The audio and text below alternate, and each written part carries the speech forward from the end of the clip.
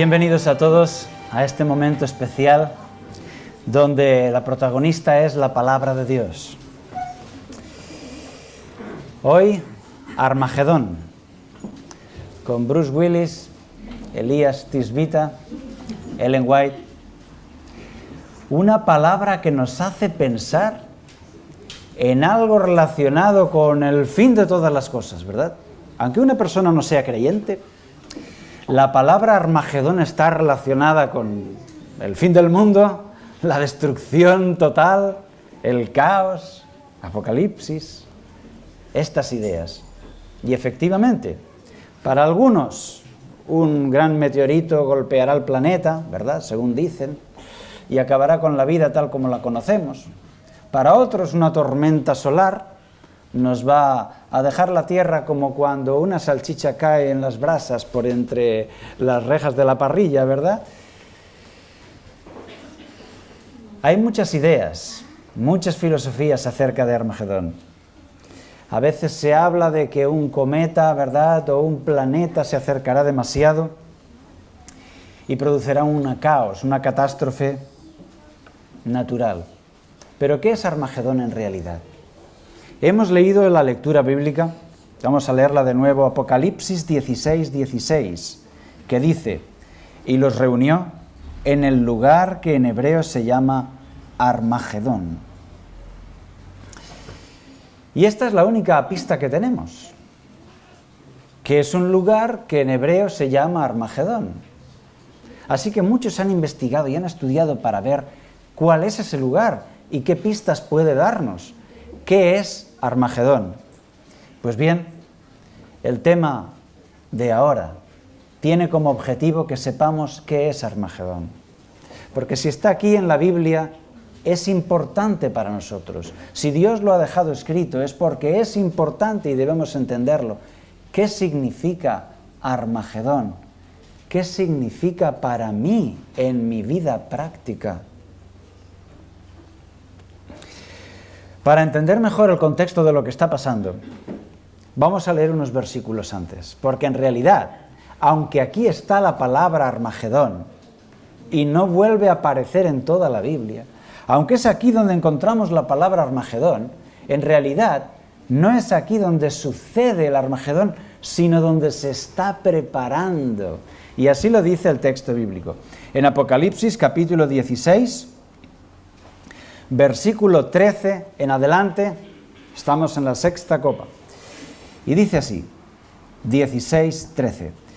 Y vi salir de la boca del dragón, y de la boca de la bestia, y de la boca del falso profeta, 3 espíritus inmundos a manera de ranas. ¿Qué serán estos espíritus inmundos? El texto lo dice. Versículo siguiente, 14.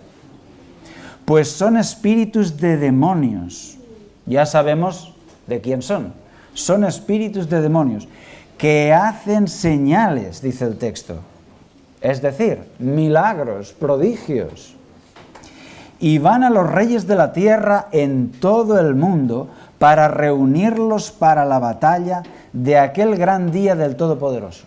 Dicho de otra manera, dice la palabra de Dios que estas fuerzas del enemigo, ¿verdad?, el dragón, la bestia, el falso profeta, van a producir estos espíritus de demonios, van a enviar estos ángeles caídos que estarán haciendo grandes señales y prodigios. ¿No suenan estas palabras del Evangelio? Grandes señales y prodigios. ¿No nos lo dijo Jesús con toda claridad en Mateo capítulo 24? Que habrá falsos cristos y habrá grandes señales y prodigios, de tal manera que engañarán, si fuere posible, aún a los escogidos. Es decir, hay peligro de que ese engaño tenga efecto con todos. Hay verdadero peligro de que ese engaño nos engañe a todos. Apocalipsis 12:9 dice que el diablo, ese dragón, engaña al mundo entero. Pero la excepción son los escogidos, que siguen la palabra de Dios y por tanto no pueden ser engañados. Y aquí ya tenemos la escena, ya tenemos el contexto. Estos espíritus de demonios están haciendo grandes milagros, de forma que la gente queda admirada y tiene ganas de seguirlos y deciden ser fieles a ese mensaje milagroso, espectacular, pero engañoso. No es un fenómeno solo religioso. La política toma parte activa porque hemos leído en el versículo 14 que estos espíritus van a todos los reyes de la tierra y los reúnen para la batalla y les convencen para formar un frente común. ¿Y por qué Jesús en la Biblia nos advierte de eso? Porque es muy bueno que lo sepamos. Y aquí nos presenta este cuadro para las escenas finales de la historia. Un gran movimiento ecuménico que implica a los reyes de la tierra, a los poderes políticos también, y se forma un gran bloque político y religioso basado en la cantidad de fenómenos sobrenaturales que se producen. Y yo me pregunto, ¿estamos preparados para eso? ¿Estamos preparados para que se cumplan esas palabras de Jesús que harán grandes señales y prodigios y engañarán, si fuere posible, aún a los escogidos? Un tiempo difícil, este tiempo de gran tribulación que las Escrituras nos han advertido para antes de la venida de Jesús. Yo a veces me he preguntado, pero Jesús, Señor, por favor, ¿por qué tiene que ser así? ¿Por qué tiene que ser así? ¿Por qué este conflicto? ¿Por qué no podemos ser cristianos y ser todos amigos? ¿Por qué tiene que haber formas de cristianismo que persigan a los demás? ¿Por qué? La respuesta que encuentro en la Biblia es que Dios nos dice claramente que Él no lo ha diseñado así, sino que hay un enemigo. Y ese enemigo, como parte de su religión, está el perseguir. Un altar grande persiguiendo al altar pequeño. Pero vamos a investigar, porque esto de Armagedón tiene un problema, queridos amigos. Resulta que cuando queremos investigar sobre un texto bíblico, sobre el significado de una palabra, vamos a la Biblia, en otros lugares donde aparece esa palabra, ¿verdad?, para ver qué es lo que significa ahí. Y así, si yo quiero saber qué es en Apocalipsis Babilonia, pues yo tengo muchos lugares donde Babilonia aparece, toda una larga historia para investigar sobre Babilonia, ¿verdad? Y así con muchas otras palabras. Pero con la palabra Armagedón no sucede así. La palabra Armagedón solamente aparece una sola vez en toda la Biblia, y es aquí, Apocalipsis 16:16. Por lo tanto, yo no puedo hacer ese tipo de investigación, ¿verdad? No encuentro la palabra Armagedón. Muchos han investigado dónde está ese lugar. Hemos visto que no hay ningún lugar en el mundo que se llame Armagedón. En toda la geografía del planeta no hay ninguna región, comarca, país, ciudad que se llame Armagedón. Entonces, ¿dónde está ese lugar? Hemos visto en el capítulo 16 que se prepara Armagedón. Pero en realidad es en el capítulo 19 de Apocalipsis donde se produce el Armagedón, donde Armagedón sucede, esa gran batalla. Apocalipsis capítulo 19. Dice ya el versículo 11, Apocalipsis 19:11.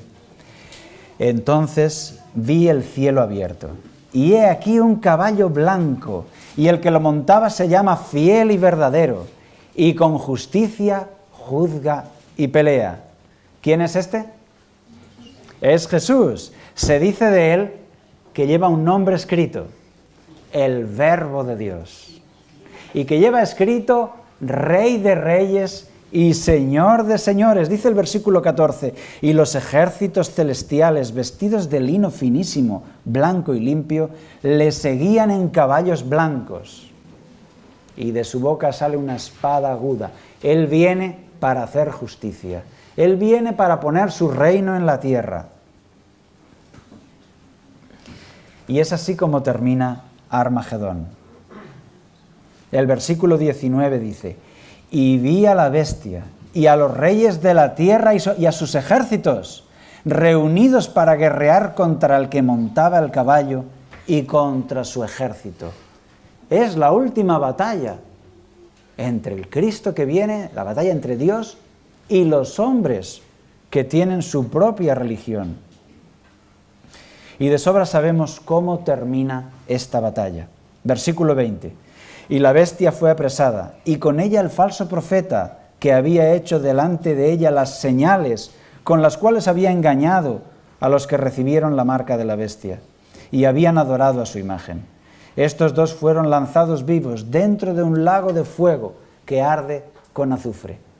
Cristo vence, Cristo derrota las fuerzas del mal para siempre más. Y así termina la batalla de Armagedón.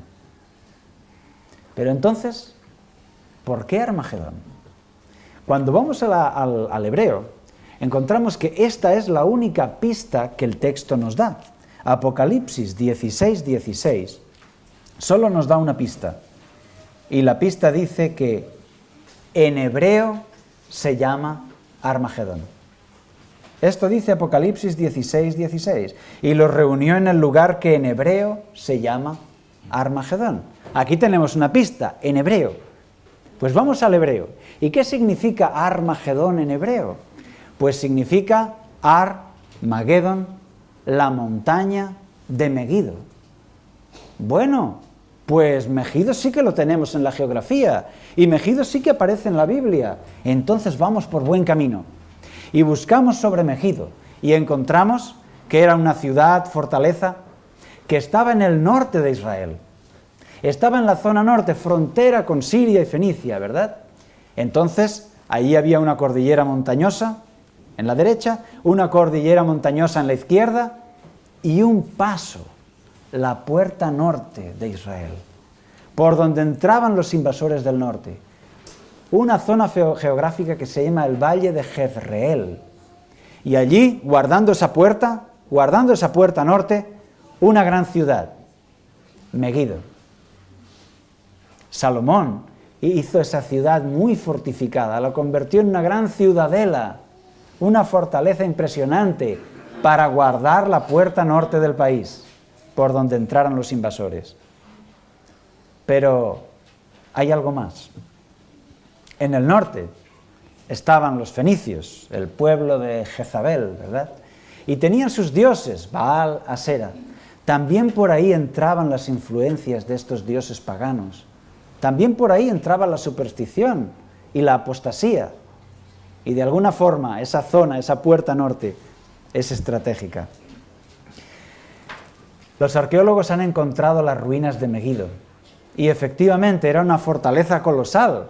Han encontrado que en las murallas, en la puerta de la ciudad, había 3 puertas, una después de la otra. De forma que cuando los atacantes conseguían quemar o destruir la puerta, y a pesar de tener muchas bajas, conseguían entrar por esa puerta, ¿qué se encontraban? Se encontraban una pequeña plaza y una segunda puerta. Y tenían que dedicarse a destruir esa puerta, cobrándose muchas bajas, porque sus enemigos estaban en las torres defendiendo la puerta. Y cuando así, después de tener muchos muertos, ellos conseguían derribar la segunda puerta, ¿qué encontraban? Encontraban la tercera puerta. Así era la tremenda fortaleza de Megido, un lugar donde Israel tuvo muchas batallas. Alguna de esas batallas quizás será la que nos sirve para entender Armagedón. Quizás alguna de esas batallas será el modelo para entender la batalla final, la gran batalla final entre Dios y los hombres, Armagedón. Es posible. Y así llegamos a la batalla, por ejemplo, que vivió Barak en esa zona. Dice Primera de Jueces capítulo 4, versículos 12 en adelante, que Barak vivió esa batalla junto a las aguas de Megido, ¿verdad? Y consiguió derrotar a los cananeos. ¿Puede ser esa el modelo para Armagedón? Yo creo que no, porque se nos dice que sucedió en las aguas de Megido. Y sin embargo, Armagedón significa la montaña de Megiddo. Por otra parte, Barak no es un rey, y cuando derrotó a los cananeos, pues tampoco hay ahí ningún rey, sino solamente Sísara, aquel general que murió después de la batalla. Pero hay otras cosas que sucedieron ahí en Megiddo. Por ejemplo, la batalla de Josías, una tremenda batalla contra los egipcios. Ahí sí que tenemos reyes, tenemos a Josías, el rey de Israel, y al rey de los egipcios. Se cuenta esta historia en 2 de Crónicas 35, pero es una historia triste, y es una historia que no nos sirve como modelo para Armagedón. Sucedió ahí en la zona de Megiddo, y sucede, nos dice el texto bíblico en 2 de Crónicas 35, que el faraón iba a pelear contra Asiria. Así es que atravesaba con su ejército Israel para ir a pelear más al norte. Y Josías le dice, tú no vas a pasar con tu ejército por mi país. Y el faraón le dice, mira, no tengo nada contigo, no quiero pelear contigo, quiero pelear con los asirios. Solo voy a pasar por tu país para hacer guerra más allá. Y Josías le dice, no vas a pasar por mi país, voy a estar en la frontera para hacerte frente. Eso era un grave error porque los egipcios tenían un ejército muy superior al de los israelitas. Pero por alguna razón, Josías se fue a la frontera con el ejército, hizo frente a los egipcios y fue totalmente derrotado hasta el punto que Josías murió por las heridas que recibió en esa batalla. Y el rey de Israel murió, un buen rey, muerto en circunstancias penosas, tristes, de fracaso, un gran fracaso para el pueblo de Dios, donde muere el rey de Israel. ¿Os parece un modelo para Armagedón? No, por supuesto, porque Armagedón es todo lo contrario. Aparece el rey de Israel y vence para siempre más a sus enemigos. Además, esta guerra, esta batalla de Josías, aunque sucedió en Megiddo, tampoco sucedió en la montaña de Megiddo. En realidad, la pista que nos da Apocalipsis 16 nos dice, lugar que en hebreo se llama Armagedón, el monte de Megiddo.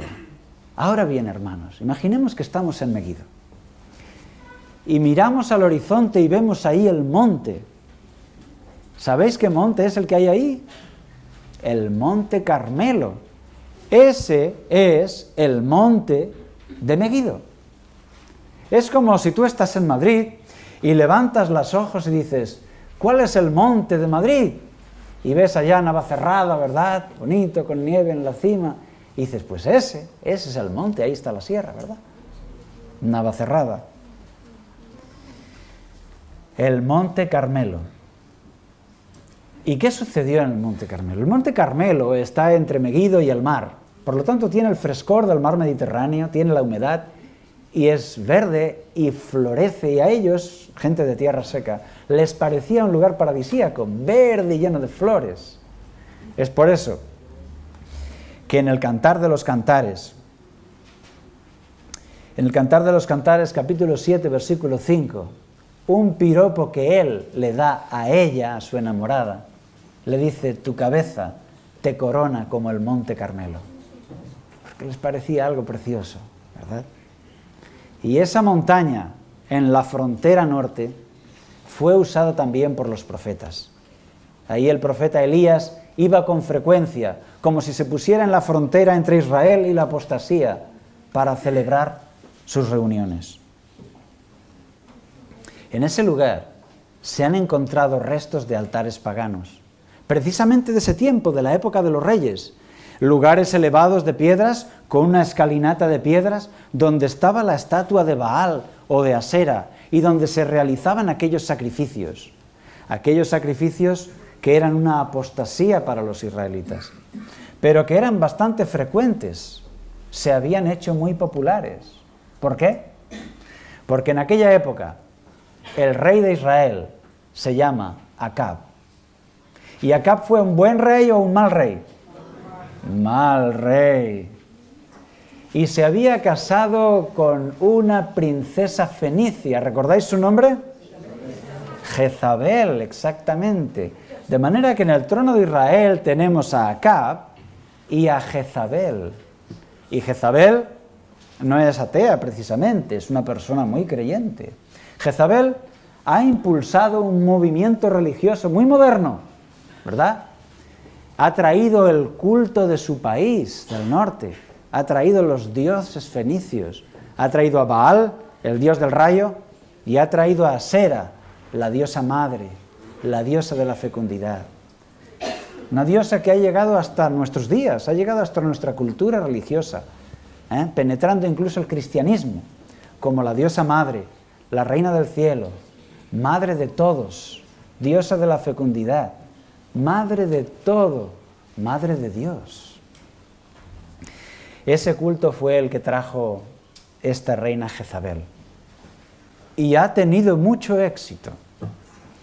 Sin embargo, cuando llegamos a ese lugar, a esa montaña, podemos ver en el Monte Carmelo que hay una estatua actualmente. Una estatua de un señor con barbas, con una espada levantada. Es la estatua que conmemora a Elías, ¿verdad? Y lo que sucedió en el Monte Carmelo en aquel tiempo. Aquel momento tan especial en el que se enfrentó el paganismo de Jezabel con el culto a Dios de Elías. Vamos a leer la historia en Primera de Reyes 18. Primera de Reyes, capítulo 18. Porque, queridos hermanos, hemos encontrado la clave. Hemos encontrado cuál es el monte de Megido. Hemos llegado a Armagedón. Primera de Reyes, capítulo 18.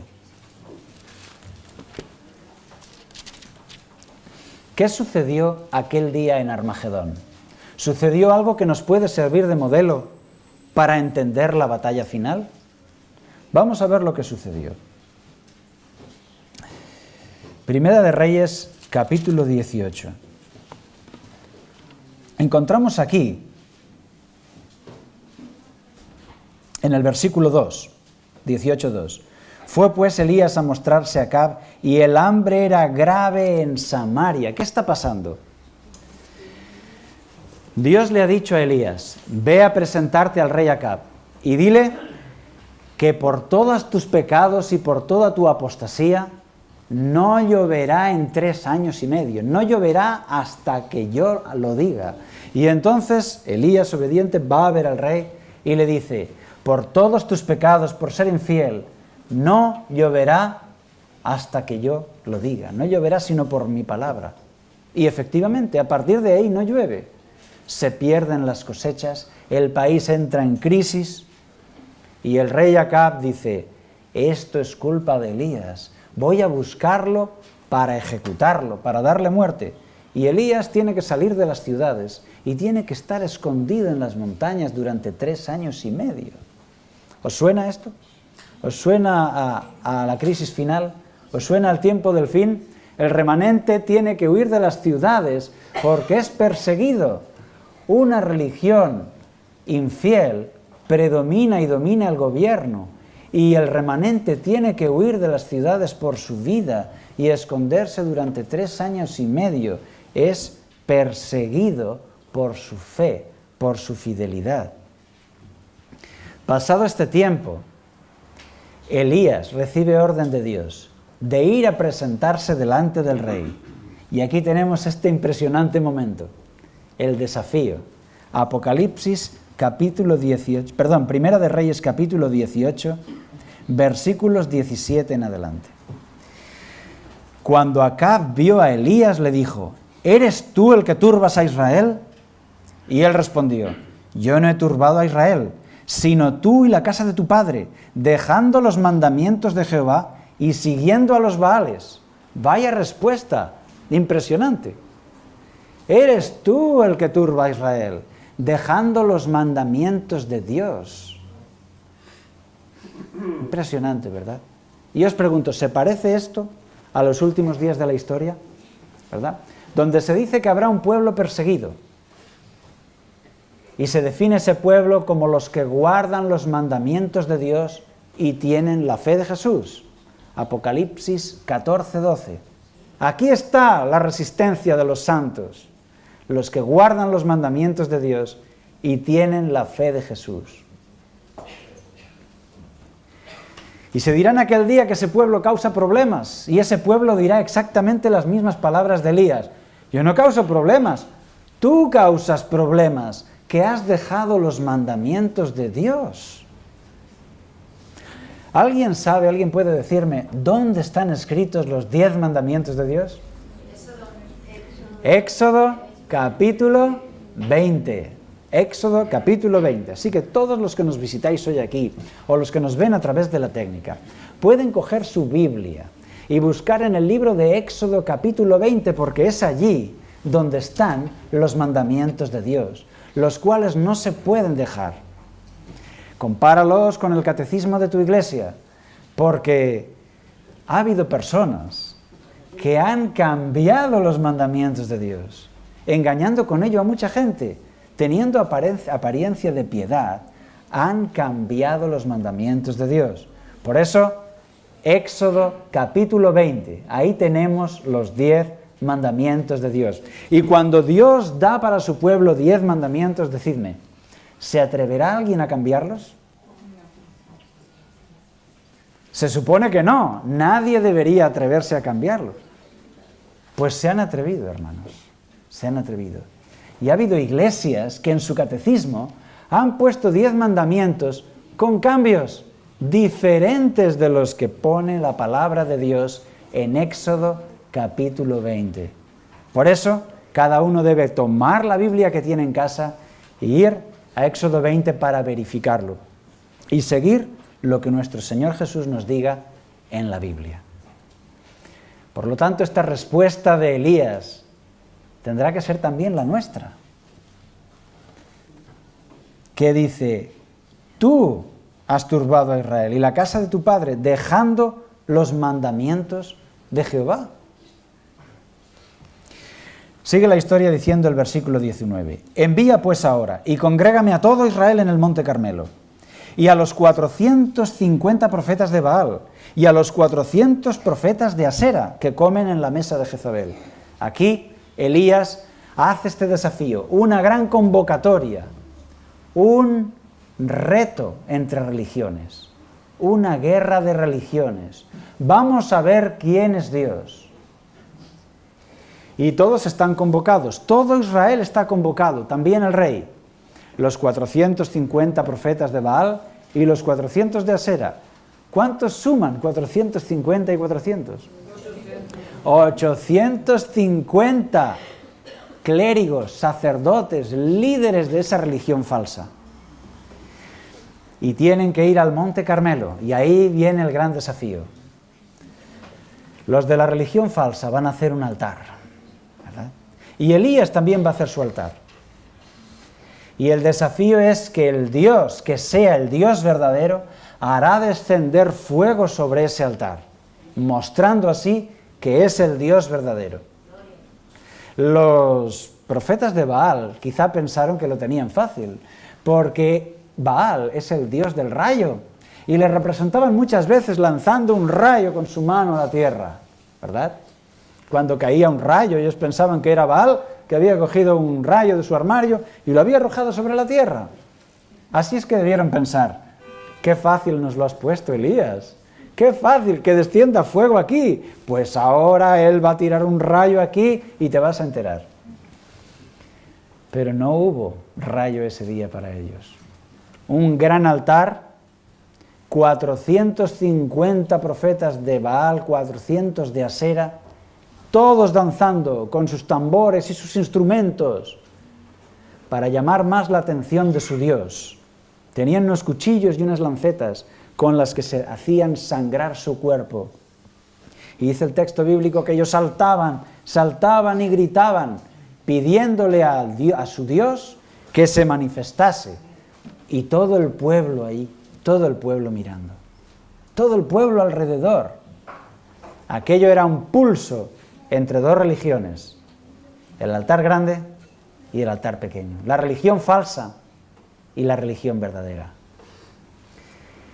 Y eso es Armagedón, una guerra de religiones, una guerra entre dos altares, el altar grande, popular, falso, y el altar pequeño, el altar del remanente, donde el profeta, el espíritu de profecía está allí, el altar fiel. El otro es un altar popular. Gustaba mucho aquella música, ¿verdad? Gustaba mucho, era un culto muy movido, había algunas circunstancias sexuales que envolvían esa religión, y a veces fumaban aquella cosa, ¿verdad? Que cuando fumaban aquella cosita, aquella hierba, pues parecía que se elevaba el alma, ¿verdad? Todo menos lealtad a la palabra de Dios. Ahí está la iglesia de Jezabel, la iglesia de Babilonia. Y ahí está el altar pequeño, la iglesia de Elías, del Elías que en los últimos días prepara el camino del Señor. Por eso vamos viendo cómo la Biblia nos dice, nos enseña qué es Armagedón. ¿Y por qué esa palabra? Porque lo que sucedió aquel día en Armagedón, en el monte de Megido, es exactamente lo que sucederá antes de la venida de Jesús. El enemigo reuniendo a todos, ¿verdad? Un altar grande y un altar pequeño, pero fiel. ¿Qué sucedió en aquel día? Como su dios Baal no lanzaba ningún rayo, los pobres sacerdotes empezaban a quedar sin voz y se cansaban. Y dice la Escritura que el mismo Elías empezó a bromear y les decía a los israelitas, bueno, pues que quizá no os oye porque está de viaje. Y me imagino a los israelitas, riéndose ahí. Y Elías, viendo aquello de que estaban ya los sacerdotes sangrando y gritando y danzando y bailando, y nada sucedía en el altar grande, les dice Elías, gritad un poco más fuerte porque quizás está durmiendo.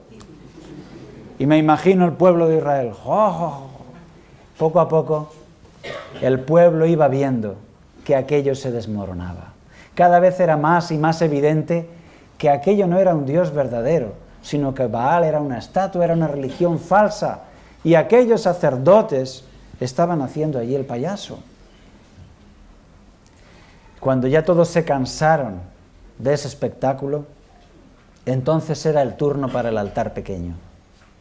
Elías, solo, reedifica ese pequeño altar, ¿verdad? Toma 12 piedras para que representen a las 12 tribus de Israel. Y entonces pone la leña y corta, ¿verdad?, el buey, lo pone ahí. Y dice que lo remojen con agua y por 3 veces le echan 2 cántaros de agua de manera que todo está mojado. Chorrea el agua por el altar. Hasta han hecho una zanja alrededor que se ha llenado de agua para que nadie pueda decir, no, él puso una mecha allí y el fuego fue por la mecha, ¿verdad? Y fue un truco, nada, todo está empapado, embarrado, mojado. Y entonces viene el momento clave para mostrar cuál es el Dios verdadero. Y entonces Elías invocó el nombre de Jehová. Y dice el texto bíblico que cayó tal fuego del cielo que consumió el sacrificio y la leña y las piedras y secó toda el agua que había alrededor en la zanja y en el suelo. Y todo el pueblo se asombró y dijeron, Jehová es Dios, Jehová es Dios.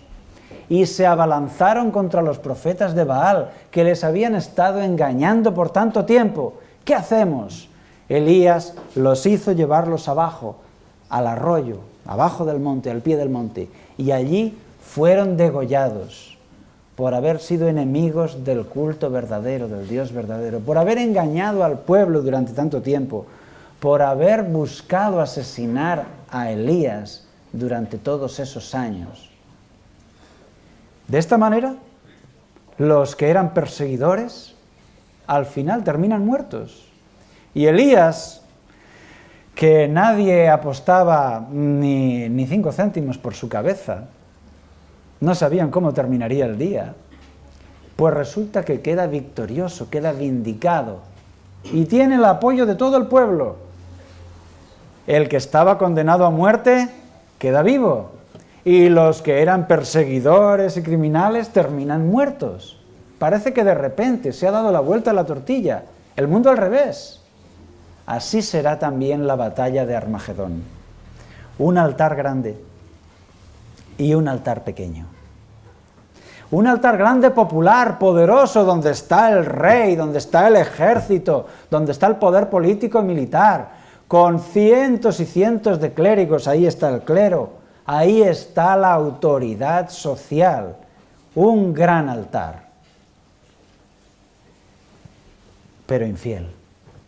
Y un altar pequeño, un altar fiel a los 10 mandamientos, un altar que una voz desde el cielo está orgullosa de él, y esa voz dice: ahí está la resistencia de los santos, los que guardan los mandamientos de Dios y tienen la fe de Jesús. Apocalipsis 14, 12. Y a pesar de que el altar grande es perseguidor y el pequeño es perseguido, el altar pequeño sigue siendo fiel a pesar de todo. Esto que sucedió aquel día en Armagedón, sucederá en nuestro próximo futuro en Armagedón. Lo que sucedió aquel día en el monte de Megido, sucederá en el mundo entero. Porque Armagedón, según a pesar de lo que algunos enseñan, Armagedón no es la tercera guerra mundial. Armagedón no es la guerra entre israelíes y palestinos. Armagedón es una guerra de religiones, la religión falsa contra la religión verdadera. ¿Y quién hay detrás? En el altar grande, detrás tenemos reyes, como dice el texto de Apocalipsis 16, todos los reyes de la tierra, ¿verdad? Tenemos la unión de religiones, tenemos grandes fenómenos paranormales que asombran al mundo, que sale de la boca del dragón. Sabemos quién está detrás: la mayor parte de la sociedad y el dragón. Pero ¿y si nos vamos al altar pequeño? Vemos una minoría despreciada, rechazada, malentendida, ¿verdad? Igual que los primeros cristianos. Pero ¿quién hay detrás de ese altar pequeño? Detrás de ese altar pequeño está Dios. Y Dios mantiene al espíritu de profecía, al Elías, ahí, en pie junto al altar, valiente como un león, haciendo frente al mundo entero si es necesario. Y tú me dirás: pero pastor, ¿es que tiene que ser así de difícil? Pues queridos hermanos, la respuesta es sí y no. Es difícil, es cierto que hay que mantener la fe en tiempos difíciles. Así nos explica el Señor que va a suceder. Y tú tienes derecho a saberlo. Tú debes saberlo. Tú necesitas saber que un día habrá ese altar grande y ese altar pequeño. Y tú tendrás que tomar una decisión. Hoy escuchas este tema, quizá por interés, por investigación o quizá por casualidad. Pero yo te digo que tú, igual que todos en este mundo, un día estarán en esa situación, estarán en Armagedón, estarán en ese monte, y tendrán que elegir entre un altar grande y uno pequeño. Todos tendremos que elegir entre el altar grande y el altar pequeño. ¿Estás preparado para esa decisión? Esa decisión debes hacerla hoy. Hoy tú debes decidir cuál es tu altar. Porque haciéndolo así, decides cuál será tu altar en el momento de la crisis, en el momento de la presión, en el momento de la persecución. Dios no presiona a nadie. Dios no obliga a nadie a que siga sus mandamientos, a que acepte su amor. En el altar fiel, en el altar pequeño, no se obliga a nadie. Ahora bien, en el altar grande hay una importante presión, ¿no? Apocalipsis capítulo 13 describe toda esa presión que no se permiten comprar ni vender sino aquellos que reciban la marca de la bestia. Un poder que hace matar a todos aquellos que no le adoren. Y obliga a todos a recibir esa marca de la bestia. Podríamos pensar, si tan cristianos son, pues que dejen libertad para que cada uno crea según su conciencia, ¿no os parece? Es que podemos imaginar a Jesús, que si alguien no cree sus enseñanzas, le agarra y lo mete en la cárcel y le castiga y le amenaza hasta con la muerte por no seguirle. No, Jesús nunca haría esto. Así es el altar pequeño. Como Jesús fue perseguido, el altar pequeño será perseguido. ¿Y es que tiene que ser así de difícil? Bien, Jesús promete que igual que Él pasó por esta situación, también nosotros. Igual que Él ha sufrido esas situaciones, también nosotros. Pero también Jesús promete su protección y su cuidado, para que el que sea fiel tenga la compañía de Jesús. Así termina el Evangelio según San Mateo. He aquí, yo estoy con vosotros todos los días. ¿Hasta cuándo? Hasta el fin del mundo.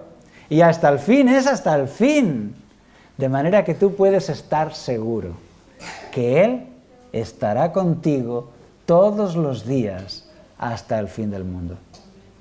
Cuando tenemos fe, el temor se va. Y cuando tenemos temor, es que no tenemos fe. Y si tuviéramos fe como un granito de mostaza, ¿no?, entonces no tendríamos ningún temor.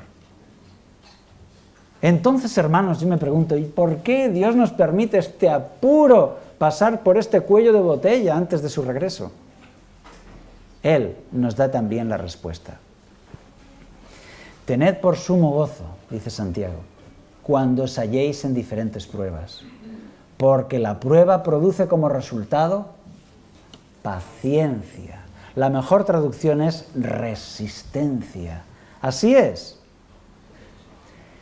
Dios tendrá al final un pueblo leal como la brújula al polo, un pueblo fiel como el acero, y ese músculo de la fe, ese músculo de la confianza en Dios, se habrá desarrollado por medio de pruebas y dificultades.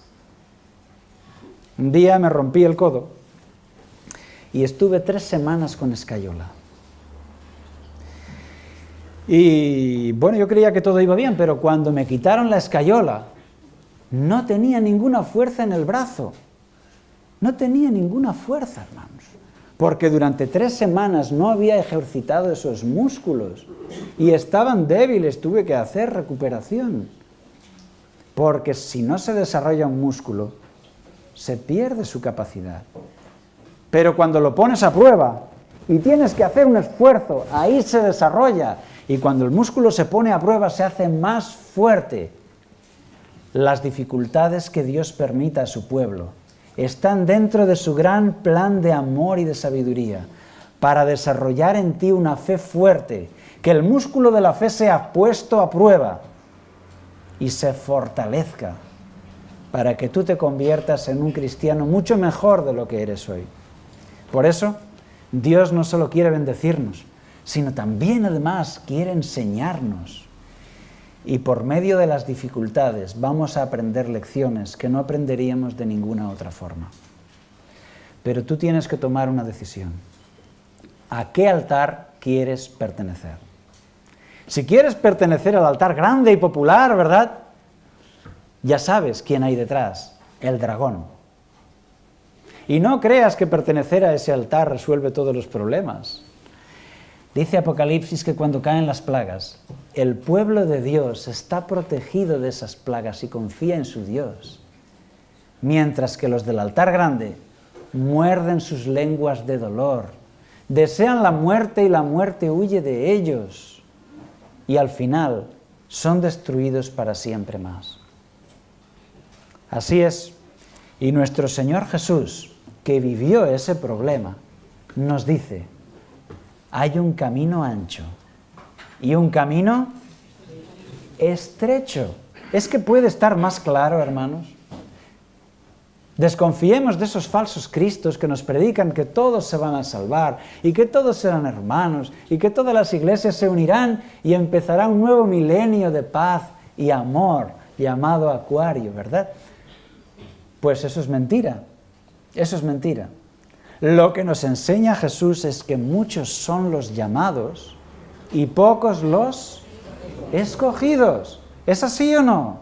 Es así. Lo que nos enseña Jesús es que habrá trigo y cizaña. ¿Y qué pasa con el trigo? Él se la lleva a su granero. ¿Y qué pasa con la cizaña? Es echada en el fuego, porque Dios quiere terminar con el pecado para siempre más. Solo habrá ya lugar para los que son fieles, para los que han aprendido a confiar en Jesús por completo. Los que han aprendido ese cántico de Moisés, es el cántico de su experiencia, confiar en Jesús a través de duras pruebas. Y Apocalipsis los recibe con alegría. ¿Quiénes son estos que están aquí vestidos de blanco con palmas? Estos son los que han salido de la gran tribulación. Siguen al Cordero por donde quiera que va. Pero para eso, hermano, tú tienes que elegir hoy cuál es tu altar. ¿Ya has hecho tu decisión? Bien, hermanos, aquí tenemos tres personajes diferentes. Tenemos a Acab, Jezabel y Elías.